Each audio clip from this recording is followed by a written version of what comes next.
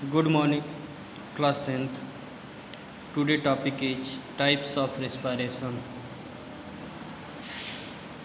There are two type of respiration: aerobic respiration and anaerobic respiration. Okay respiration बेटा दो प्रकार का होता है, एरोबिक रेस्पिरेशन और एनारोबिक रेस्पिरेशन। तो एरोबिक मतलब जो रेस्पिरेशन ऑक्सीजन के प्रेजेंस में होता है उसको हम क्या कहते हैं, एरोबिक रेस्पिरेशन कहते हैं। Those respiration occur in presence of oxygen, यानी जो रेस्पिरेशन किसके प्रेजेंस में हो, ऑक्सीजन के प्रेजेंस में हो, उसको क्या कहते हैं, एरोबिक रेस्पिरेशन कहते हैं। और जो रेस्पिरेशन ऑक्सीजन के एब्सेंस में हो उसको कहते हैं एनारोबिक रेस्पिरेशन। क्या कहते हैं उसको, एनारोबिक रेस्पिरेशन कहते हैं। तो अब देखते हैं aerobic respiration. The respiration which use oxygen is called aerobic respiration, यानी जिस रेस्पिरेशन में किसका यूज होता है, ऑक्सीजन का यूज होता है, उसको हम कहते हैं एरोबिक रेस्पिरेशन। ठीक है। और इस एरोबिक रेस्पिरेशन में क्या होता है, it is a called aerobic respiration because it use air which contain oxygen, यानी ये उस एयर का यूज करता है जिसमें क्या होता है, ऑक्सीजन प्रेजेंट होता है। In aerobic respiration the glucose food completely broken down into carbon dioxide and water bye oxidation. देखो बेटा, इसमें जो ग्लूकोज होता है कम्प्लीटली क्या हो जाता है, ब्रेक डाउन होता है, यानी जो फूड होता है क्या होता है, कम्प्लीटली ब्रेक हो जाता है। ठीक है, किसमें, कार्बन डाइऑक्साइड में और वाटर में। Aerobic respiration produce considerable amount of energy for use by the organism which get store in the ATP molecule. और देखो बेटा, इसमें जो होता है हमें क्या होता है, अधिक मात्रा में एनर्जी मिलती है, और वो एनर्जी हम किस फार्म में स्टोर कर लेते हैं, ऑर्गेनिज्म जो होता है उसको स्टोर कर लेता है किसके फार्म में, एटीपी के फार्म में। The breaking down glucose food during aerobic respiration which is carry out by most of the organism can be represented as follow. देखो बेटा, इसको हम क्या करते हैं, इसको रिप्रेजेंट करते हैं जैसे ग्लूकोज ब्रेक डाउन होता है।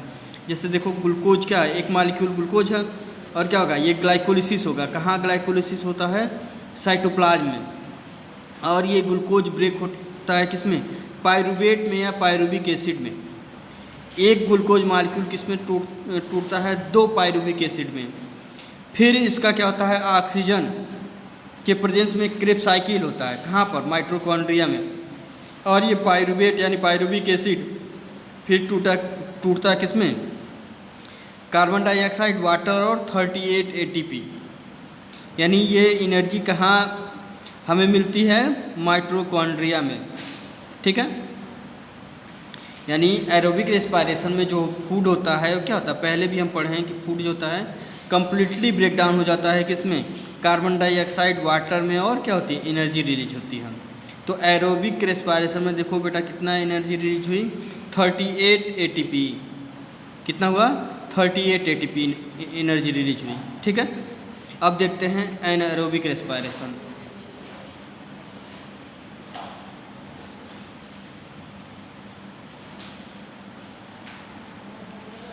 अब देखिए बेटा, एनाएरोबिक रेस्पिरेशन क्या होता है, the respiration which takes place without oxygen is called anaerobic respiration. देखो बेटा, ये रेस्पिरेशन जो होता है कहाँ होता है, एनाएरोबिक रेस्पिरेशन बेटा क्या होता है, the respiration which takes place without oxygen is called anaerobic respiration.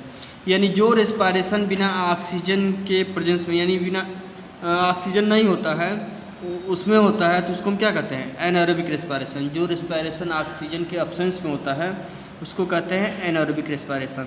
It is called anaerobic respiration because it takes place without air, यानी ये बिना एयर के होता है, in which contain oxygen. Anaerobic mean without air, यानी जो respiration किसके absence में हो, एयर के एब्सेंस में हो, यानी ऑक्सीजन के एब्सेंस में हो। The micro organism like yeast and some bacteria obtain energy by anaerobic respiration.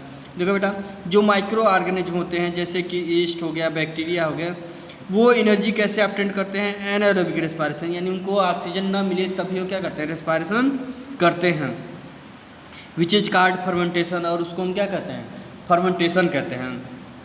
In aerobic respiration micro organism like yeast break down glucose into ethanol and carbon dioxide and release energy. देखो बेटा, aerobic respiration में क्या हुआ? Glucose जो है पहले किस में टूटा? 2 मॉलिक्यूल पायरुविक एसिड में। अब फिर वो पायरुविक एसिड माइटोकॉन्ड्रिया में क्रेब साइकिल होता है, फिर वो किस में टूटता है? कार्बन डाइऑक्साइड में, वाटर में, और क्या होती है? 38 एटीपी एनर्जी रिलीज होती है। लेकिन एनारोबिक रेस्पिरेशन में क्या होता है? ग्लूकोज का एक मॉलिक्यूल यानी साइटोप्लाज्म में, सेल के साइटोप्लाज्म में टूटता है किसमें? 2 पायरुविक एसिड में। फिर वो ऑक्सीजन के एब्सेंस में यानी ईस्ट उसको क्या करता है? फर्मेंटेट करता है किसमें? एथेनॉल में। किसमें फर्मेंटेट करता है? एथेनॉल में और कार्बन डाइऑक्साइड में, और 2 एटीपी का फॉर्मेशन होता है। यहाँ पर बेटा एनर्जी क्या होती है? बहुत कम रिलीज होती है। एरोबिक रेस्पिरेशन में यानी फूड जो होता है कंप्लीट ब्रेकडाउन नहीं होता है। ग्लूकोज जो होता है किस में टूटता है? पायरुविक एसिड में या पायरुवेट में, 2 मॉलिक्यूल, और फिर वही 2 मॉलिक्यूल पायरुवेट या पायरुविक एसिड जो होता है ईस्ट के द्वारा फर्मेंटेट कर दिया जाता है किसमें? एथेनॉल में। किसमें कन्वर्ट कर दिया जाता है? एथेनॉल में, और कार्बन डाइऑक्साइड, और 2 एटीपी बनता है। लेकिन देखो बेटा, जहाँ ऑक्सीजन मिल रहा था वहाँ कितना एटीपी बन रहा था? 38 एटीपी का फॉर्मेशन हो रहा था। और यहाँ देखो ऑक्सीजन नहीं मिल रहा है तो फूड क्या हो रहा है? कंप्लीटली ब्रेक डाउन नहीं हो रहा है, और एनर्जी भी क्या हो रही है? बहुत कम रिलीज हो रही है। ठीक है, अब देखिए glucose glycolysis in cytoplasm, pyruvic acid यानी 2 मॉलिक्यूल बनेगा। In absence of oxygen in muscles, देखो बेटा यही ग्लूकोज जो होता है जब हमारे मसल्स में एनारोबिक रेस्पिरेशन होता है तब क्या बनता है? लैक्टिक एसिड बनता है, और 2 एटीपी एनर्जी मतलब 2 एटीपी बनता है। देखो बेटा 1 मॉलिक्यूल ग्लूकोज सेल के अंदर कहाँ पर? साइटोप्लाज्म में ग्लाइकोलिसिस होगा, यानी ग्लूकोज टूटेगा किसमें? ग्लूकोज का पायरुविक एसिड में टूटना ही क्या कहलाता है? ग्लाइकोलिसिस कहलाता है। ग्लूकोज का 2 पायरुविक एसिड में टूटना कहाँ पर? साइटोप्लाज्म में क्या कहलाता है? ग्लाइकोलिसिस कहलाता है। ठीक है, अब देखो ये पायरुविक एसिड कहाँ? मसल्स में यानी सेल में। In absence of oxygen, oxygen के एब्सेंस में मसल्स में किस में टूटता है? लैक्टिक एसिड में। और क्या होता है? 2 एटीपी, यानी यहाँ भी क्या होता है? एनारोबिक हो रहा है, मतलब यहाँ पर एटीपी क्या बनेगा? बहुत कम एटीपी बनेगा, बहुत कम एनर्जी रिलीज होगी। अब देखो लैक्टिक एसिड के कारण ही क्या होते हैं? हम टायर्ड होते हैं, थक जाते हैं। लैक्टिक एसिड यानी जब हमारे मसल्स में एनारोबिक रेस्पिरेशन होता है तो हम क्या होते हैं? टायर्ड हो जाते हैं, थक जाते हैं, थकान होती है। इसीलिए हम कुछ देर तक क्या करते हैं? उसको रेस्ट करते हैं, तो फिर क्या होता है? वही लैक्टिक एसिड फिर क्या हो जाता है?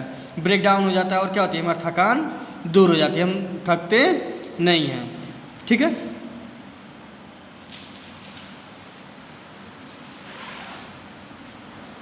अब देखो बेटा respiration in plants.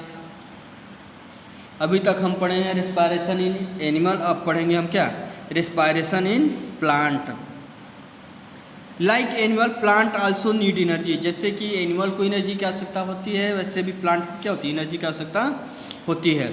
The plant get this energy by the process of respiration, और वो एनर्जी को किसके फॉर्म में? रेस्पिरेशन के फॉर्म में ऑब्टेन करता है। Plant also use oxygen of air respiration and release carbon dioxide. देखो बेटा जिस प्रकार एनिमल में रेस्पिरेशन होता है उसी प्रकार प्लांट में भी क्या होता है? रेस्पिरेशन होता है और एनर्जी रिलीज होती है। दस the respiration in plant also involve the exchange of oxygen and carbon dioxide. इसमें भी एक्सचेंज होता है, जैसे हम लोग क्या करते हैं? एयर से ऑक्सीजन को इनटेक करते हैं और कार्बन डाइऑक्साइड को बाहर निकालते हैं, उसी प्रकार प्लांट भी ऑक्सीजन इनटेक करते हैं और कार्बन डाइऑक्साइड क्या करते हैं? बाहर निकालते हैं। So oxygen and carbon dioxide are called respiratory gases. इसीलिए ऑक्सीजन को और कार्बन डाइऑक्साइड को हम क्या कहते हैं? रेस्पिरेटरी गैसेस कहते हैं। क्या कहते हैं? रेस्पिरेटरी गैसेस कहते हैं। The respiration in plant differ from that in animal in 3 aspect. देखो बेटा, प्लांट का रेस्पिरेशन और एनिमल का रेस्पिरेशन जो होता है अलग होता है। एनिमल में रेस्पिरेशन अलग प्रकार का होता है और प्लांट में रेस्पिरेशन क्या होता है? अलग प्रकार का होता है। 3 तरीके से जो है प्लांट में रेस्पिरेशन क्या होते हैं? अलग होते हैं। जैसे कि all the parts of plant like root, stem, leaf. अब देखो बेटा, प्लांट के ये भाग है रूट, स्टेम और लीव्स, परफॉर्म रेस्पिरेशन इंडिविजुअली, और ये अलग अलग अपना रेस्पिरेशन करते हैं। रूट अपना अलग रेस्पिरेशन करता है, स्टेम अपना अलग रेस्पिरेशन करता है और लीफ अपना अलग रेस्पिरेशन करता है, जबकि एनिमल में ऐसा कुछ नहीं है। On the other hand animal perform respiration as single unit. Animal में जो रेस्पिरेशन होता है एक सिंगल यूनिट में होता है, लेकिन जो प्लांट में रेस्पिरेशन होता है जितने उसके भाग हैं अलग अलग भाग में अलग अलग रेस्पिरेशन होता है। During respiration in plant there is a little transport of respiratory gases from one part of the plant to other. इसमें जो होता है क्या होता है? जो गैस होता है, रेस्पिरेटरी गैस होता है, क्या होता है? ट्रांसपोर्ट होता है एक पार्ट से दूसरे पार्ट में। On other hand, respiratory gas usually transported over long distance inside the animal during respiration। लेकिन एनिमल में जो रेस्पिरेशन होता है क्या होता है? वो ट्रांसपोर्ट होता है, केवल एक साइड पर होगा और पूरे बॉडी में क्या होता है? वो ट्रांसपोर्ट होता है। लेकिन प्लांट में ऐसा नहीं है, अपना अलग अलग भाग अपना अपना क्या करते हैं? अलग अलग रेस्पिरेशन करते हैं।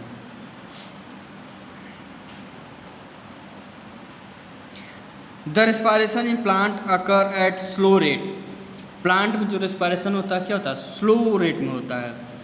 On the other hand respiration in animal occur at much faster rate. लेकिन जो एनिमल में रेस्पिरेशन होता है बड़ी तेज होता है और प्लांट में जो रेस्पिरेशन होता है क्या? बहुत धीरे धीरे होता है। Plants gate oxygen by diffusion. और देखो बेटा, प्लांट जो होते हैं ऑक्सीजन कैसे लेते हैं? By the diffusion. डिफ्यूजन क्या होता है? Movement of molecule from higher concentration to lower concentration. Diffusion जो होता है प्लांट का मूवमेंट होता है, सॉरी मॉलिक्यूल का मूवमेंट होता है हाई कंसंट्रेशन से लो कंसंट्रेशन की तरफ। अब देखो, प्लांट है branching shape, so they have quite large surface area in comparison to their volume, therefore diffusion alone can supply all cells of the plant with as much oxygen they needed for respiration. देखो बेटा, जो plant में जो होता है, plant का बहुत क्या होता है? उसका सरफेस एरिया क्या होता है? बहुत बड़ा होता है। उसका वॉल्यूम क्या होता है? बहुत ज़्यादा होता है। Diffusion can also supply all the cells. इसमें जो होता है डिफ्यूजन ही जो होता है क्या करता है? सभी सेल को क्या करता है? ऑक्सीजन देने का काम करता है। Diffusion occur in the root, stem, leaf. देखो बेटा, डिफ्यूजन कहाँ कहाँ होता है? रूट में होता है, लीफ में होता है और स्टेम में होता है। अब ये नहीं कि केवल लीफ ही रेस्पिरेशन करके क्या करेगा? पूरे प्लांट के ऑक्सीजन की पूर्ति करेगा, ऐसा नहीं है। अब देखो, रेस्पिरेशन इन रूट। अब देखो बेटा, रेस्पिरेशन इन रूट जो होता है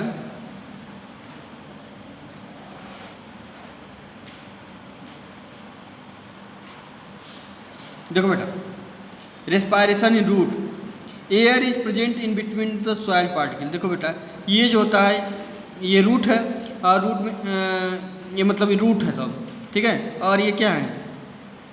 ग्रेवल्स हैं और ये सॉइल पार्टिकल है। सॉइल पार्टिकल के बीच में जो स्पेस होता है इसमें क्या होता है? एयर फिलअप होता है, एयर होता है और वाटर होता है, ठीक है। तो ये रूट क्या करता है? सॉइल पार्टिकल के बीच में जो एयर होता है उसी को क्या होता है? डिफ्यूजन होता है। यहाँ पर एयर क्या होगा? ज़्यादा होगा और रूट के अंदर एयर क्या होगा? कम होगा। तो जहाँ ज़्यादा होगा यानी रूट सॉइल के बीच में जो स्पेस है उसमें एयर ज़्यादा है तो ये क्या करेगा? डिफ्यूज करके कहाँ चला जाएगा? रूट्स में। The root of plant take oxygen require for respiration from the air present in between the soil particle by the process of diffusion. इन देखो बेटा, जो रूट होता है डिफ्यूजन के द्वारा, जो सॉइल के बीच में जो स्पेस होता है उसमें जो एयर भरी होती है, उसी एयर को क्या करता है, डिफ्यूजन के द्वारा लेता है। The extension of the epidermal cell of the root called root hair. देखो बेटा यहीं पर क्या है, ये रूट हेयर, ये रूट हेयर क्या करता है, ऑक्सीजन को एब्जॉर्ब करता है और एब्जॉर्ब करके किसको देता है, रूट को। ठीक है। The root hair are in contact with air in the soil. ये रूट हेयर किसके कॉन्टैक्ट में होते हैं, सॉइल के, और सॉइल के बीच में जो स्पेस होता है उसमें जो एयर होता है वो क्या करता है, एब्जॉर्ब होता है रूट हेयर्स में। Oxygen from air in the soil particle diffuse into root hair and reach the all other cells of root for respiration। यहाँ से ये रूट हेयर से ऑक्सीजन जो होता है एब्जॉर्ब होकर और अदर पार्ट्स में भी क्या होता है, ऑक्सीजन ट्रांसपोर्ट होता है या पहुँचाया जाता है। कार्बन डाइऑक्साइड गैस प्रोड्यूस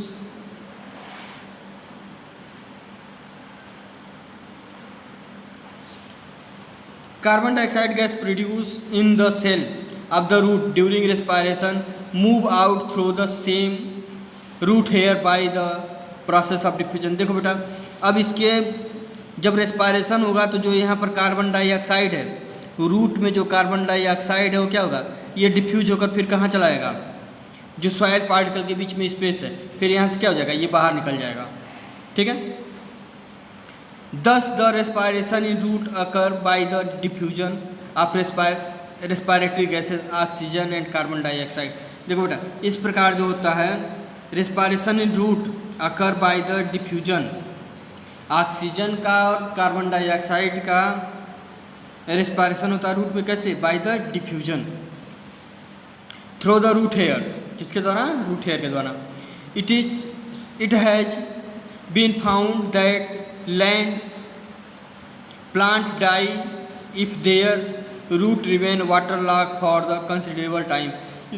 इसीलिए क्या होता है बेटा, देखो प्लांट डाई कर जाता है यदि लंबे समय तक क्या हो, उसके रूट में पानी लगा रहे। जब लंबे समय तक पानी लगा रहेगा तो क्या होगा, उसमें एयर नहीं जा पाएगा, और एयर नहीं जा पाएगा तो रूट क्या हो जाएगा, डाई हो जाएगा, और प्लांट भी क्या हो जाता है, मर जाता है। This is because too much water expel all the air from in between the soil particles. और जो सॉइल पार्टिकल के बीच में एयर होता है उसको क्या करता है, वो रिमूव कर देता है water. This is because too much water expel all the air from in between the soil particle. Due to this oxygen is not available to root for aerobic respiration. और देखो वहाँ पर जब वाटर लॉग हो जाएगा, water जमा हो जाएगा, तो वहाँ पर क्या होगा, एयर नहीं रहेगा, और वो जो रूट होगा एरोबिक रेस्पिरेशन नहीं कर पाएगा। Under these condition the root will respire anaerobically producing alcohol, this may kill the plant. देखो बेटा, और इस प्रकार जो होता है रूट क्या करता है, एनएरोबिक रेस्पिरेशन करता है, और एनएरोबिक रेस्पिरेशन में आप जानते हैं क्या बनता है, एल्कोहल बनता है, एथेनॉल बनता है, और ये क्या करता है, पौधे को किल कर देता है। In order to understand the respiration in stem plant, we should remember that soft stem of small herbaceous plant have stomata in them, whereas in hard woody stem large plant like tree have lenticel in them। Lenticel is a small area of bark in woody stem where the cells are closely packed, allowing the gas exchange to takes place between air and living cell of them। देखो बेटा, जो soft plant होते हैं यानी जो herb होते हैं, उनके स्टेम में भी क्या पाया जाता है, स्टोमेटा पाया जाता है, और स्टोमेटा के द्वारा क्या करते हैं, गैसियस एक्सचेंज करते हैं। लेकिन जो वुडी प्लांट होते हैं जिसमें लकड़ी होता है, उनमें जो होता है स्टेम में स्टोमेटा नहीं पाया जाता है। क्या पाया जाता है कि स्पेशल सेल पाया जाता है। उस स्पेशल सेल को क्या कहते हैं, लेंटी सेल कहते हैं। क्या कहते हैं, लेंटी सेल कहते हैं। और इसी के द्वारा क्या करता है, प्लांट गैसियस एक्सचेंज करता है, यानी लेंटिसेल के द्वारा वो क्या करेगा, ऑक्सीजन इनटेक करेगा और कार्बन डाइऑक्साइड को क्या करेगा, वो बाहर निकालेगा। ठीक है।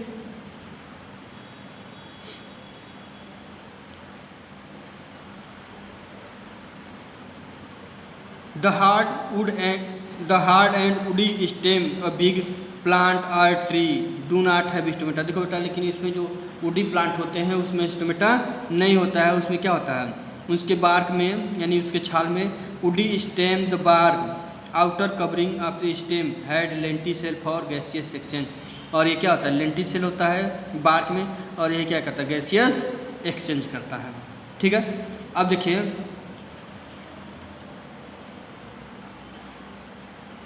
रेस्पायरेशन इन लीफ, रेस्पायरेशन इन लीफ। देखो बेटा, लीफ में क्या होता है, ये स्ट्रक्चर है लीफ का, और लीफ में दिखाया गया है क्या, स्टोमेटा है ये। ठीक है। और लीफ में जो होता है स्टोमेटा के द्वारा क्या होता है, गैसियस एक्सचेंज होता है, यानी ऑक्सीजन आता है और कार्बन डाइऑक्साइड क्या होता है, यहाँ से बाहर निकलता है। किसके द्वारा, लीफ में जो होता है गैसियस एक्सचेंज किसके द्वारा होता है, स्टोमेटा के द्वारा होता है। ये क्या है, स्टोमेटा है। ठीक है। Respiration in leaves, the leaf of plant have tiny pore called stomata. Leaf में क्या पाया जाता है, टीनी पोर्स पाए जाते हैं, और उस टीनी पोर्स को हम क्या कहते हैं, स्टोमेटा कहते हैं। The exchange of respiratory gases in the leaf takes place by the process of diffusion through stomata. इसमें भी बेटा कैसे होता है, डिफ्यूजन के द्वारा होता है, यानी लीफ, स्टेम और रूट, इनमें जो होता है रेस्पायरेशन कैसे होता है, डिफ्यूजन के द्वारा होता है। डिफ्यूजन क्या होता है, movement of molecule from higher concentration to lower concentration, यानी एयर में बेटा ऑक्सीजन की मात्रा ज़्यादा होती है और प्लांट के सेल के अंदर ऑक्सीजन की मात्रा कम होती है। तो क्या करता है, ऑक्सीजन जो होता है यानी एयर से कहाँ चला जाएगा, प्लांट के अंदर, और प्लांट के अंदर जो कार्बन डाइऑक्साइड की मात्रा ज़्यादा है वो क्या हो जाएगी, प्लांट से बाहर निकल जाएगी। Oxygen from air diffuse into leaf.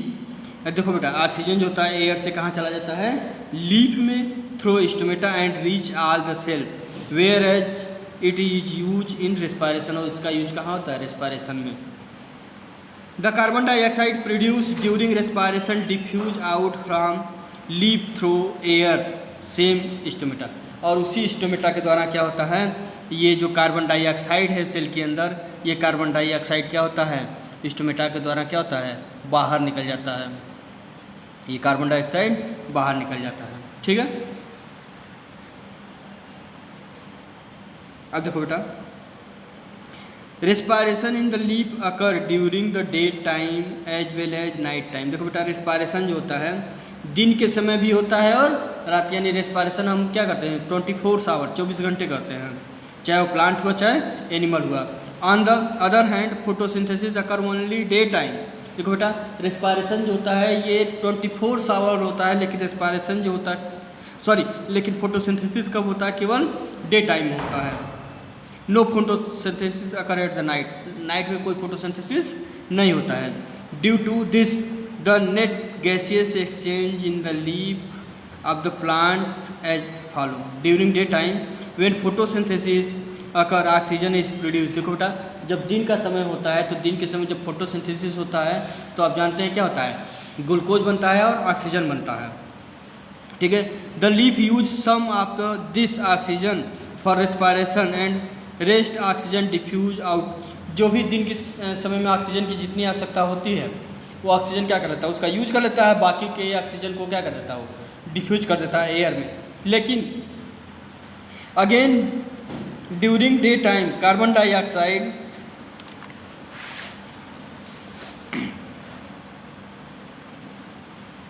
produced by respiration is all used in photosynthesis by leaf। और देखो बेटा, और दिन के टाइम में जो कार्बन डाइऑक्साइड प्रोड्यूस होता है उसका प्लांट क्या कर लेता है, यूज कर लेता है, किसमें, फोटोसिंथेसिस में। Even more carbon dioxide is taken from air, thus the net gas exchange in the leaf during daytime is oxygen diffuse out and carbon dioxide diffused in. देखो बेटा, दिन के समय में क्या होता है, लीफ से ऑक्सीजन ज़्यादा निकलता है, ठीक है, और दिन के टाइम में क्या होता है, सबसे ज़्यादा ऑक्सीजन क्या किया जाता है, इनटेक किया जाता है। और इसका जस्ट अपोजिट हो जाता है नाइट टाइम में। नाइट टाइम में क्या होता है, कार्बन डाइऑक्साइड ज़्यादा प्रोड्यूस होता है, ज़्यादा रिलीज होता है, और ऑक्सीजन क्या होता है, कम होता है।